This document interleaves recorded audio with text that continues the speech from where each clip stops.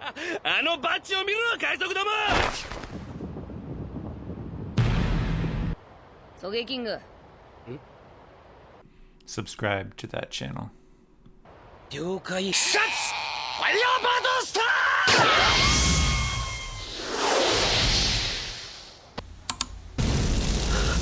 まさか。完了。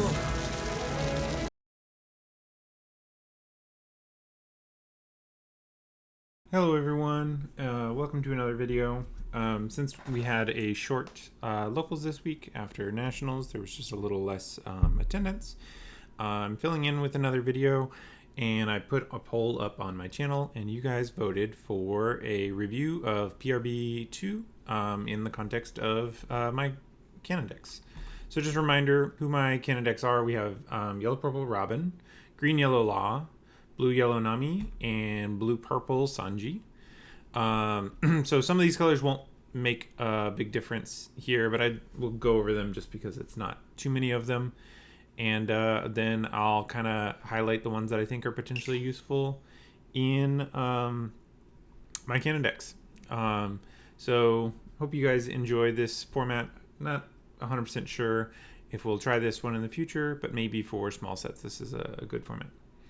But let's just go ahead and start with red. These ones won't be able to go into any of the tiers, but we'll just do it for completeness. First up, we have this Kobe. He's a 4-cost 5,000 power with 1k counter, and opponent's turn, if your leader has the Navy type, this character gains plus 1,000 power. And then when attacking, KO up to one of your opponent's characters with 3,000 base power or less. Then if you have 6 or less cards in your hand, draw 1 card. So this seems to be a pretty solid card. I think that for Kobe, this is the kind of card that can be quite good at just kind of clearing out multiple bodies. You can clear a searcher without having to swing into it and draw a card, and it's got extra power. Kind of got a lot of things going for it. It's a sword type, so it gets to swing in that Kobe leader. The other leader that this one would fit in is Garp, and it's a little less good of a fit there because of the interaction between cost and power. This one definitely fits better in the Kobe mold than it does in the Garp mold, but I still think that it could be pretty reasonable in Garp as well. Just getting rid of those searchers and letting you focus your efforts on getting rid of their larger bodies. You can kind of use the Garp leader ability to kind of stack on extra things and then still be able to get rid of 2 things. Moving on to the next card, we have the 6-cost 7,000 power 1k counter Trafalgar Law in red. He has once per turn, if this character would be removed from the field by your opponent's effects, you may give this character minus 2,000 power during this turn instead. Then he has, when attacking, give up to one of your opponent's characters minus 2,000 power during this turn. So I think the main deck that this one is going to see play in is the Smoker deck, because it is a Punk Hazard card. It'll get the plus 1,000 on your opponent's turn, which lines up quite well with the ability giving minus.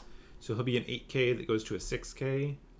Which still requires investment from most leaders to get into. Going to 5k can be a pretty big liability for protection abilities because it lets your opponent usually swing for free on their with their leader, and then you either have to keep giving them cards or just let it go. Whereas when it stays at a 6k, all of those 6k leaders, they will struggle into it because they have to keep investing resources. They have to first remove it the first time and then remove it a second time. Then additionally, the when attacking gives you some really useful abilities for swinging into board, which is sometimes the only way that you can effectively deal with stuff in red. Because it's a when attacking too, it'll go on the following turn, which synergizes real well with Mole Pistol.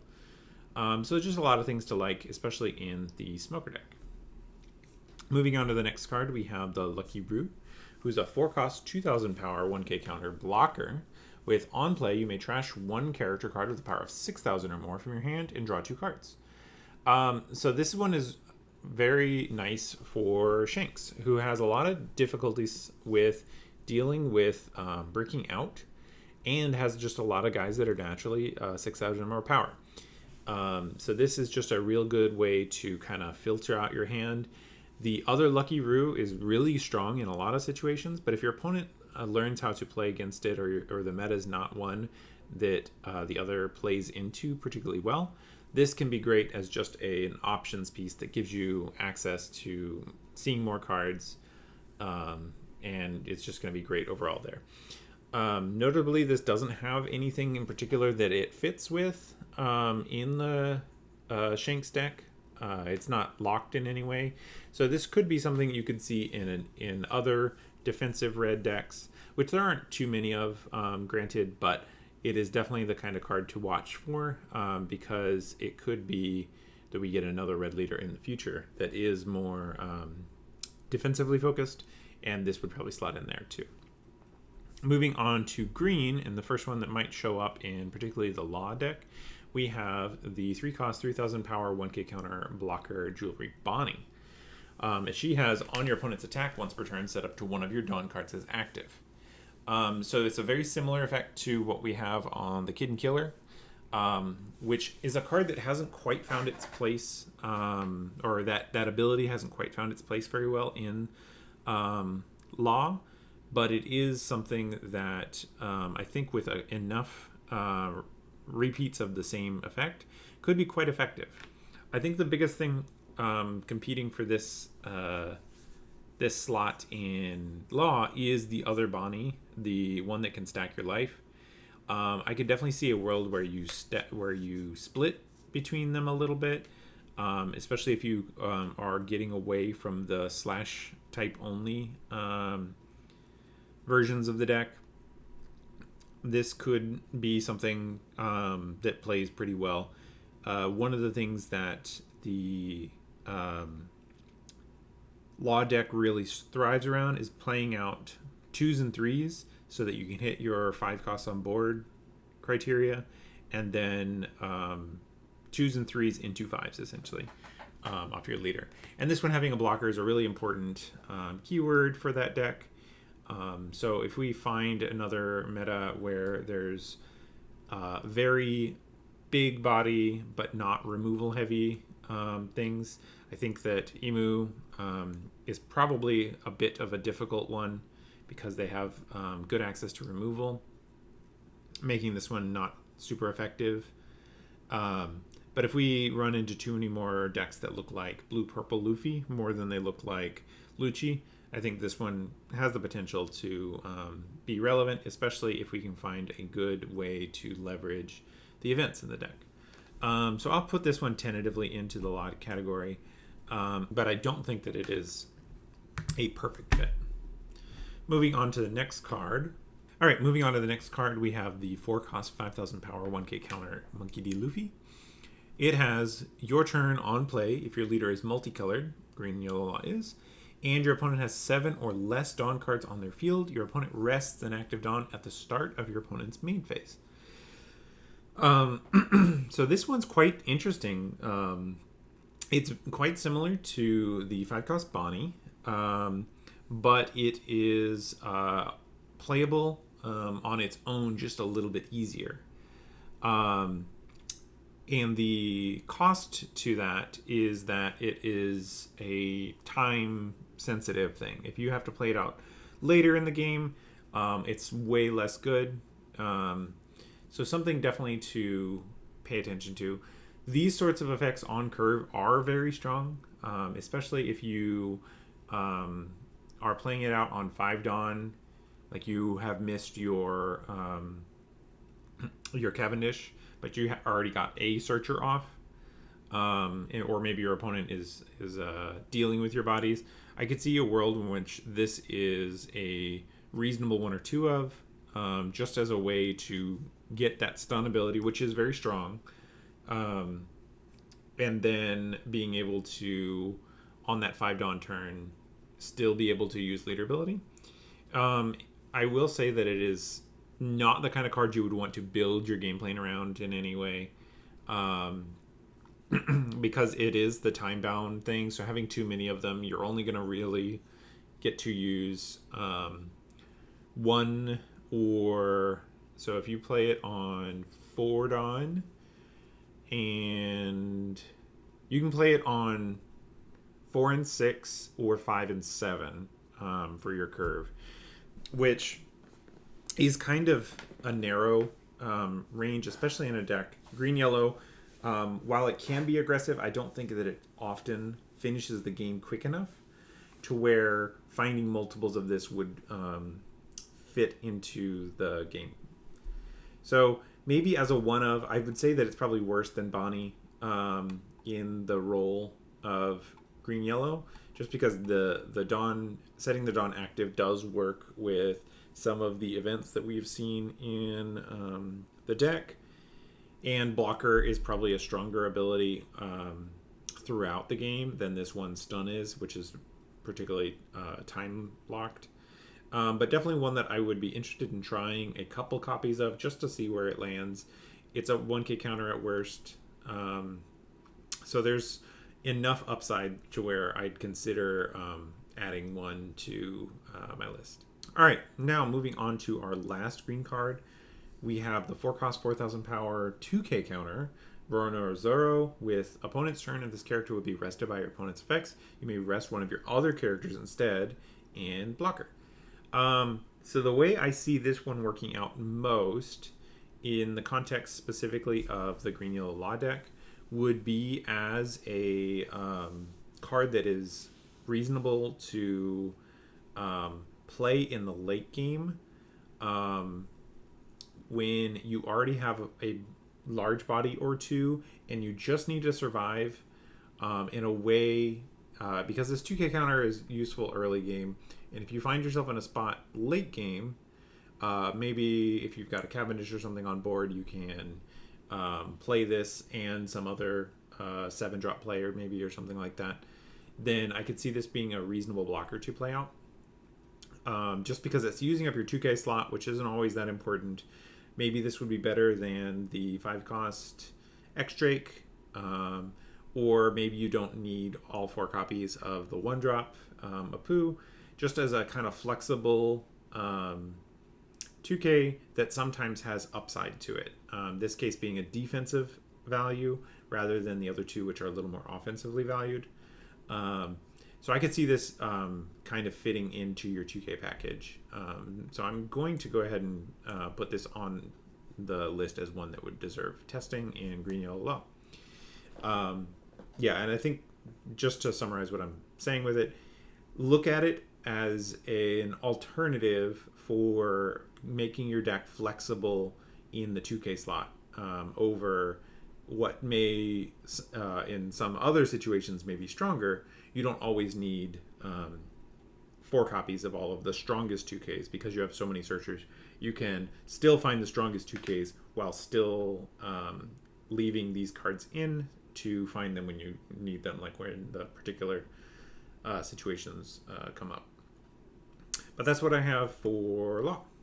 Moving on to the blue color. These ones would be relevant potentially to Nami and Sanji. So going into the first one, we have this Jinbei, who's a 4-cost, 5,000 power, 1k counter blue character with on play. Look at the top card, 5 cards from the top of your deck and reveal up to 1/7 Warlords of the TC type character other than Jinbei. That's your hand. Then place the rest at the bottom of your deck in any order. And then when attacking, place up to 1 character with a cost of 1 or less at the bottom of its owner's deck. So the way I see this one,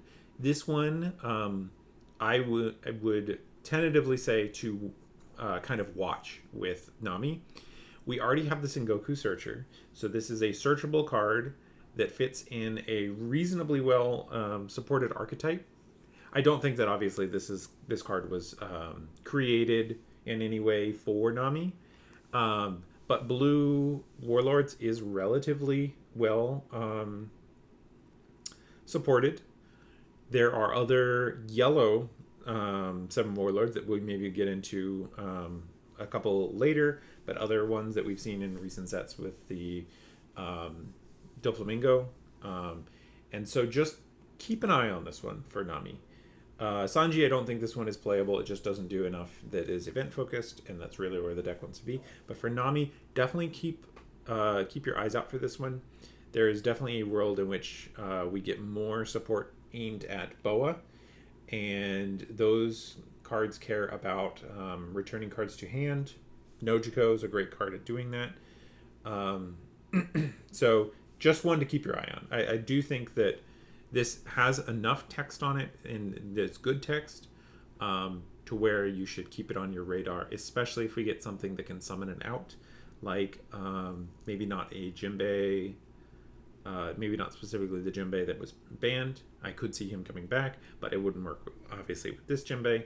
But some other way, maybe a cost 6 or something like that, something that's a little more expensive that would be able to play out this guy, which I think would be a lot of value and could potentially be good.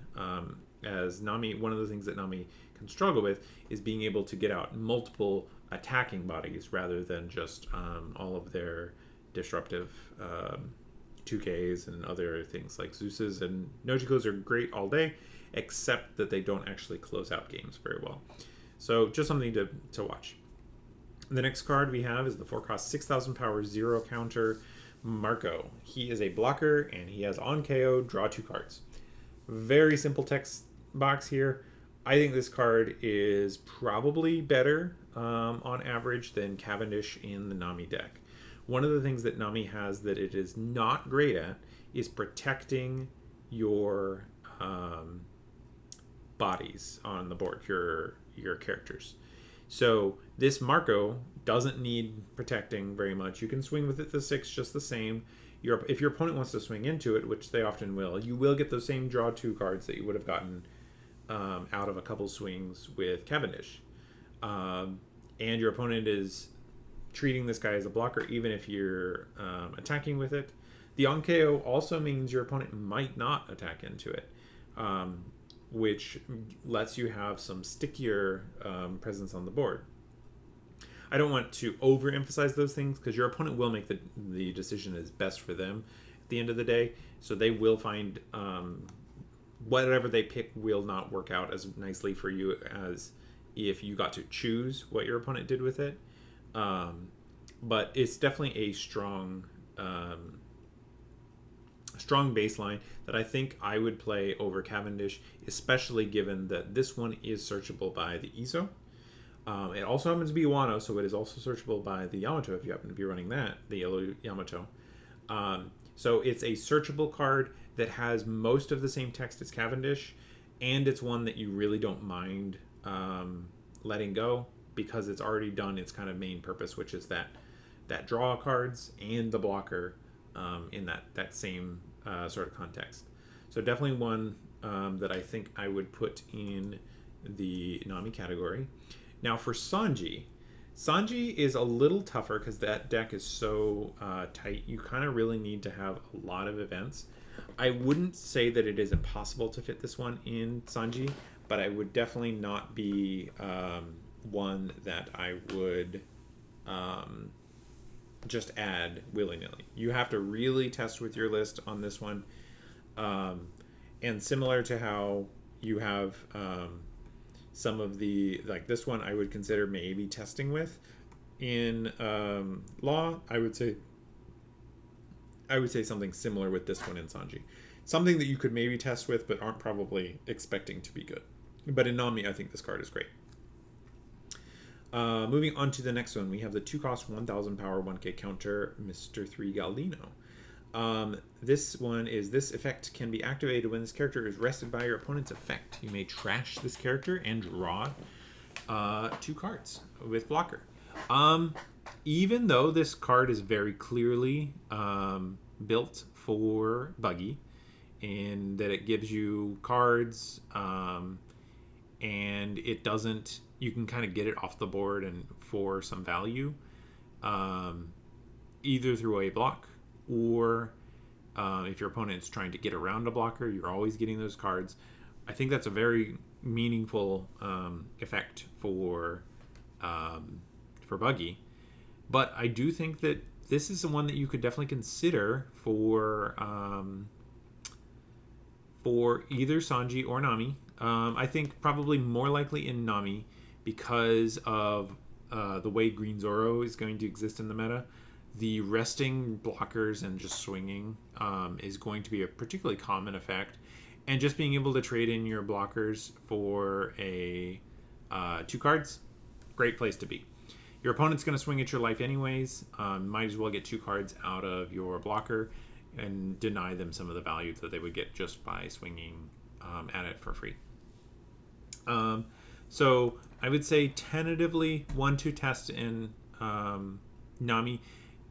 The deck does like running some cheap blockers, and I don't think that this one is so much different than the other ones to where I would not try it out.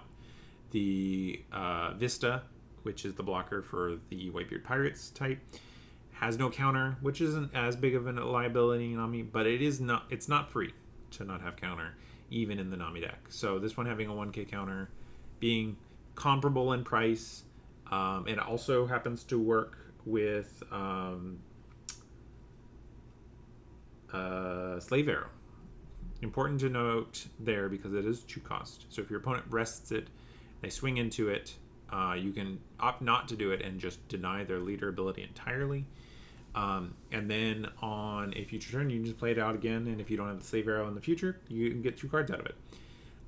So a lot of little things to like with this one. So I would definitely at least look at it in Nami. Sanji is a little bit harder to make the list in, but I do think that it is potentially usable in the same vein as it is potentially usable in the same vein as alright, so the way I would look at this one is similar to how you would play the Carne. Yeah, Carne in Sanji. A cheap blocker that makes it harder for your opponent to out your early Sanjis in Zoro.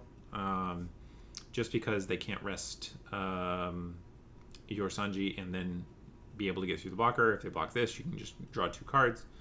There's enough little things to where I could see maybe trying this one in that Carne slot. Especially because Carne is not generally searchable in the Sanji deck either. So that's going to be it for blue. Moving on to purple, there's going to be Robin and Sanji that are potentially seeing play for these ones. First up, we have the Pudding. Pudding is a 7 cost, 5,000 power, 1k counter with on play, Dawn -2. If your leader has the Big Bomb Pirates type and your opponent has 6 or more Dawn cards on their field, draw 2 cards. Then play up to 1 Big Bomb Pirates type character with a cost of power of 6 to 8 from your hand. This one's going to be great in Pudding, going to be great in Katakuri. It's unplayable in Robin or Sanji, just because of that Big Mom Pirates type block. Definitely one to keep an eye on, but not going to work here. After that, we have the 5 cost, 6,000 power, 1k counter blocker on play. If your leader is multicolored, add up to 1 Dawn card from your Dawn deck and set it as rested. This is Don Quixote del Flamingo. This is one I'm going to go ahead and throw it in Robin. Miss All Sunday has already been a card that has seen fringe play in the Robin deck. This looks very similar to that in a lot of different ways, with the difference being that it has a 1k counter and no trigger and doesn't draw a card. So probably on the whole a little bit worse than Robin, but not being a brick can be really important in the Robin deck because you really can't afford very many bricks in that deck. You're discarding to leader ability, and so your counter that does stick in hand really needs to be impactful. The other reason I want to put it in the Robin category, though, is I do think that the 7 Warlords in the following sets is going to be pretty important to pay attention to, and I would think it would be quite likely to be able to expect some searcher or something like that that could make this into a better version of Miss All Sunday by making it searchable and synergizing with maybe some other stuff. Another thing to note is this one does work very nicely with the 8, I want to say it's 8 cost, the the big Doflamingo, who's in OP10. Yeah. So another thing, that's another, actually, let me quick check this one. Let's do...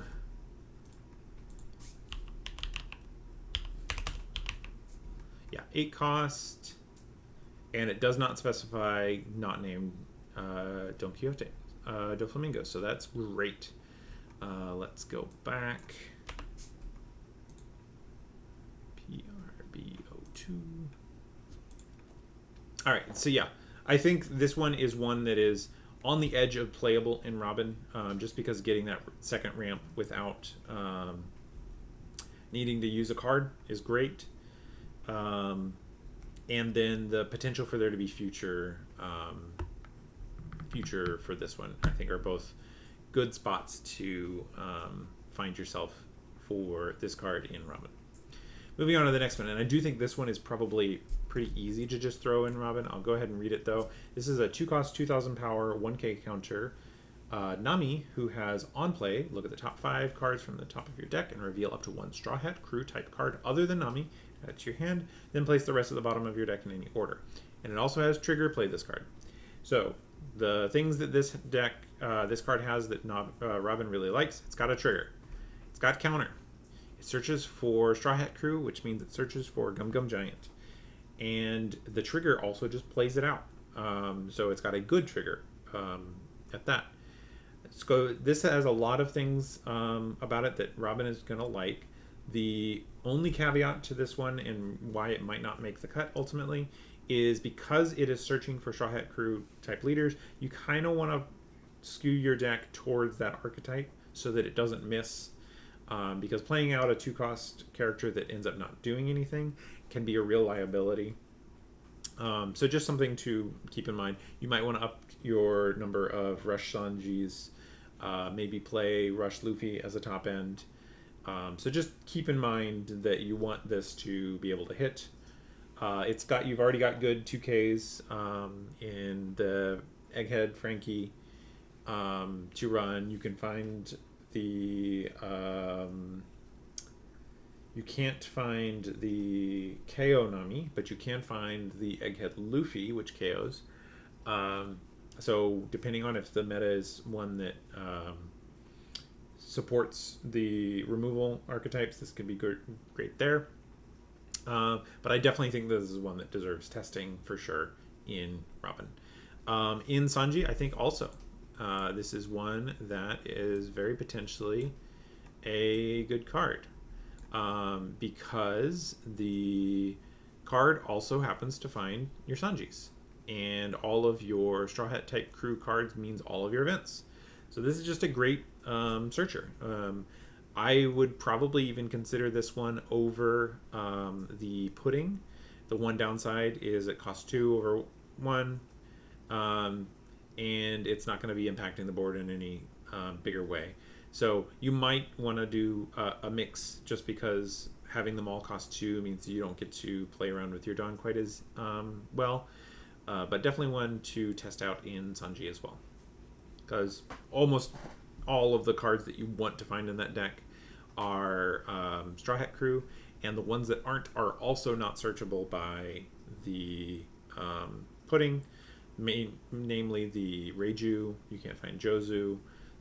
So those kinds of cards that are already unsearchable will continue to be. You'll just have a better central thing that can find, maybe if you were running a different Straw Hat character in your deck, then this could potentially find it. So overall, worth testing in Sanji as well.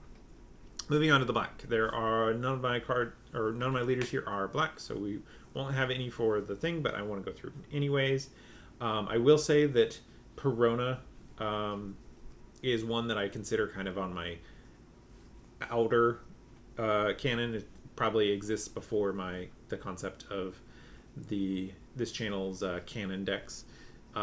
So I'm definitely actually quite excited about this card here. This is the 6 cost 7,000 power Gecko Moria. He has no counter, and on play, if your leader has the Thriller Bark Pirates type. Play up to one character with a cost of 4 or less from your trash rested. Then give up to one rested Dawn card to your leader or one of your characters. I really think that this is really close to being as strong as the Moria, and specifically now just Perona and the Moria, Mono Black Moria. And I am looking forward to playing this one. I'll probably put it up in a poll and hope that you guys vote for this one. Once PRB drops, if I manage to pull all of my Morias, I will definitely be attempting this one in Perona and trying to play this one at locals. I think there's a lot to like about this one. Moving on to the next card, we have the 6 cost, 6,000 power 2K counter, Sabo. And he has, if you have 15 or more cards in your trash, give this card in your hand -3 cost. So he's a 3 cost 6K blocker who's also a 2K. And that's just a lot of great text. It's probably less impactful as a card to see play on than the 5-drop Sabo from OP04. But this is definitely the kind of card that this has just got a lot of things going for it. Just being a 2K on top of it is just the icing on the cake. Most decks that run Revolutionary Army in black, you're gonna have this as a very solid option, and it'll probably outcompete a lot of other 2Ks that you might want to use. I'm actually looking at this now. This is very similar to the Sanji from OP07. And this being the second one that is the 2K blocker with some condition that makes it cost 3 less, I would not be surprised to see a full cycle of these. So I'd be interested to see what the other colors can come up with, because this is a pretty neat effect, and I think would be a pretty strong staple in a lot of places. Moving on to the next one, we have Shiryu, who is a 4 cost 5,000 power 1K counter. And if your leader has the Blackbeard Pirates type, this character gains blocker and +4 cost. And then on KO, if your leader has the Blackbeard Pirates type, KO up to one of your opponent's characters a base cost of 4 or less. I don't play Blackbeard. I know some people who are going to be excited about this card. I think this looks like it's got a lot of text that Blackbeard would want, and fits pretty nicely into your options that come with either here or from the starter deck. The one thing that I'm more interested about this is I do think that we are going to get another Blackbeard Pirates type leader eventually. Maybe a Blackbeard Pirates Kuzan, or maybe we'll get a Lafitte or a Jesus Burgess or something like that. But I don't think that it is unreasonable for us to get another Blackbeard Pirates type leader that does something different than the Martial Teach that we already have, probably in more than one color. And I'd be really interested to see how these cards interact in those situations. Moving on, we now have the yellow cards. So looking at Nami and Robin for these. So first up, we have Otama, who's a 2 cost 0 power 2K counter. 2K counter means they're always worth investigating. And then it has Activate Main. You may rest this character, and one card from the top or bottom of your life cards to your hand, up to one of your leaders or characters gains 3,000 power during this turn. And then it has a trigger of rest to one of your opponent's characters with a cost of 4 or less. I do think that this one has a bigger opportunity in Nami as just a kind of a different thing than Hiyori. Being a trigger body can be helpful, maybe even in context of Hiyori. Being Land of Wano means it's searchable by some of the same cards that might search out Hiyori. The yellow Yamato, for example, can search out this, and the Hiyori, and maybe also the Odin, which are all great cards in the Nami deck. And then this is the kind of ability that your opponents, they have to respect in some sense. If you leave it on board and they don't swing into it, you just get to use this ability again. And then you get to hold all those cards in hand rather than having to play out cards to kind of keep your leader ability active and keep churning through cards. So I do think that this is pretty reasonable. It's got a good effect.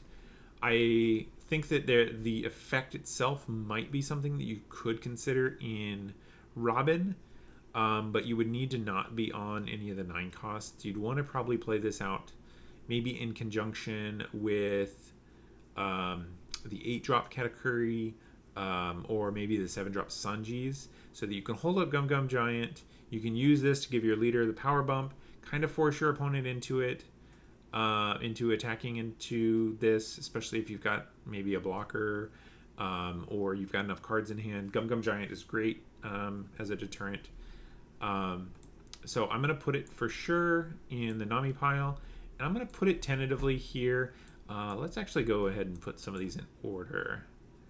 In Nami, I think this probably does this and like this. So I've got a little bit of an order here of cards that I think in order, these are the things you would test with. So I kind of think it would be playable in either of the 2 decks, probably more likely in Nami, and probably not very likely in Otama. But being another copy of Olvia, potentially, is not something to be completely ignored. Moving on to the next card, though, we have the 5-cost 7,000 power, no counter Boa Hancock. She has, on play, you may trash 1 card with a trigger from your hand. Up to one of your opponent's rested leader or characters other than Monkey D. Luffy cannot attack until the end of your opponent's next turn. And then it has a trigger of KO up to one of your opponent's characters with a cost of 4 or less. This has got a lot to like in it.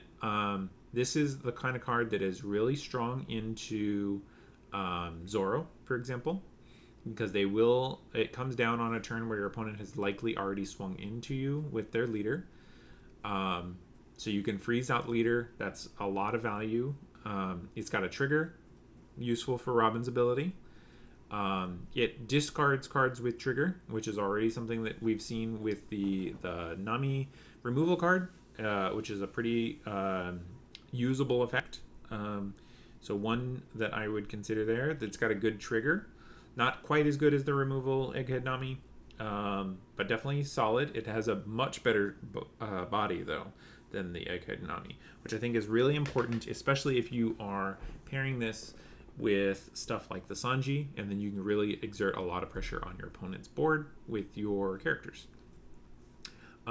So I think that this one, because it doesn't interact necessarily with your own life, I think it is less likely that it sees play in Nami, but I could definitely see there being a world where it lines up with the Robin deck.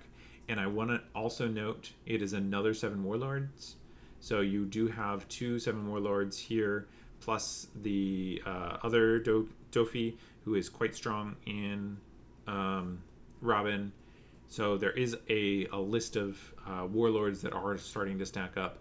I wouldn't be surprised if we see a Warlords leader that fits this deck better than Robin, but if there is a world where the yellow and the purple ones do line up, but they don't have a well-supported leader, Robin may be the one who can step into that gap. As far as Nami, though, I don't think I would put it on her list. I think she's got other cards that probably work better for her. I will call out, though, this is quite strong as a card to curve into Gravity Blade. So there's definitely a world where you can be playing this in Nami and really take advantage of that. Your leader ability being what keeps your cards healthy so that this trash trigger doesn't make a difference. And then you get to play Boa into Gravity Blade, which is a lot of positive tempo. But I don't think that probably the deck is currently set up for that. There may be a world where it works, but I don't think that it's there yet. Moving on to the final card, we have a 5-cost 7,000 Ace, who has 0 counter, and on play, if you have a face-up life card, play up to 1 Sabo, Portuguese D Ace, or Monkey D Luffy with a cost of 2 from your hand or trash. This is definitely a card for the one of those 3 brothers decks. I really would love for there to be another deck that can take advantage of the Three Brothers package with the little brothers summoning out the big brothers, but I don't think that this is the kind of card that works outside of those leaders. Just because getting a face-up life is also part of it, and it's hard for some decks to get that face-up life. I will say that there is definitely a world in which you can leverage something like a Whitebeard or a from the ST13 deck, or some of the other cards to help stack life, where you might be able to make this work, but I don't think that it's gonna be particularly likely. Something to pay attention to, but I don't think it's necessarily one that's going to play out. All right, so then wrapping up, these are kind of the cards that I'm looking at for each of the leaders. I'll kind of go this real quick in case you were interested in just a quick version of it. For Robin, I think Nami is one that I'm definitely going to be testing. I don't know if it will 100% make the deck, but being able to search Gum Gum Giant or some other cards, notably like the Rush Sanji or the Rush Luffy as top end, is a lot to be liked on this one. Moving into these cards, and I think I'll probably reorder these a little bit. The Otama, this counts as an extra copy of Olvia in a lot of cases, and it acts as a pseudo blocker if your opponent doesn't have lethal on board. They are really kind of incentivized to kind of get this off board so that you don't get to use it again, or at least get you to 0 life, and you can kind of leverage your Gum Gum Giants to kind of prevent that situation. The next two are both 7 Warlords. Dofi looks like a lot like Missile Sunday from OP04, which has seen play in the past. He doesn't have a trigger, which is kind of a downside, but he does have +1 counter. So I think this one is more contingent on there being a Warlords package that Robin can run.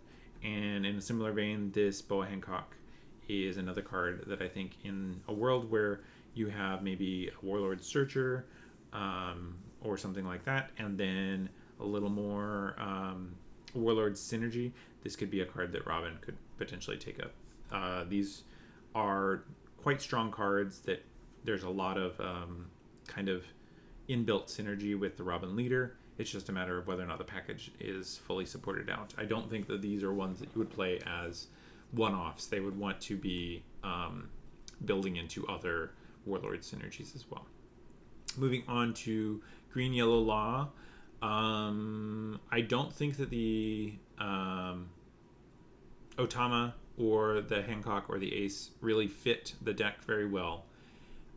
So it's just going to be these green cards. We have the Roronoa, who I see as a very viable alternative to some of the other 2Ks that are in the deck.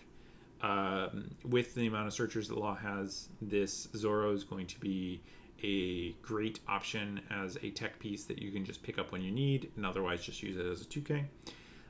So that added flexibility is great. And then this Bonnie, I think that there is a world in which you are very Warlord Supernovas focused and not very Slash focused, that this could work in, especially if there are other Supernova events that really can take advantage of yet another set add-on active abilities. So one to keep an eye on, but I don't know if it's there yet. Moving on to Nami, I think this Marco is almost certainly going into the deck. I don't know in how many copies, because it is still counterless, but I think that probably anytime you would want to play Cavendish, you'd probably play this Marco instead, just because it's got blocker, so it plays both offensively and defensively, and the draw two is something that that's usually all you can effectively get off of a Cavendish, because your leader is not as good at defending board as it is defending your leader. The next one, this Otama, I do think that this one probably makes it into the deck in some number of copies. It's a way to trigger leader ability while giving you a bonus. It's got a pretty decent trigger, which can be important when you're already playing Kiori. It's got Land of Wano, which means it can be searchable with stuff like the yellow Yamato. So I think there's just a lot to like on this one. Probably worth testing. Also notable, both of these are Land of Wano. Great, great synergies with that Yamato searcher. And the last one, I think this one's a little more speculative. This one, if you move away from the Whitebeard Pirates, searchers, then this could replace Vista. It's just another option. It's got a 1K counter, which can be pretty relevant, and it's got a little bit of flavor text in a way that prevents Zoro from just resting it and getting in at you anyways. You get to draw the cards, so they don't effectively get to bash into you quite as many times with impunity. Then moving on to our last leader, Sanji. I do think this Nami, at least for me, probably replaces some number, if not all, of the puddings. Being one cost more is a downside, but having both a trigger and potentially having the flexibility of looking for more cards in the deck, just because you could put some tech characters or something like that, and this being able to find the characters could be quite good. And then finally for Sanji, again, in the same slot that you would put Carne, you could put Mr. 3. That slot isn't searchable already, so this one being just a different thing is fine. And I think it'll serve the same purpose quite well, with a little bit of upside on the fact that he has the counter and that he can't be rested very effectively. So just things that I would consider. But with that, we'll kind of wrap it up. I'll leave the stuff just kind of off to the side for a second so you guys can see it all. But I hope you guys enjoyed this style of video. It went quite a bit longer than I expected, especially for only 18 cards. But I will see you guys in the next video, and bye.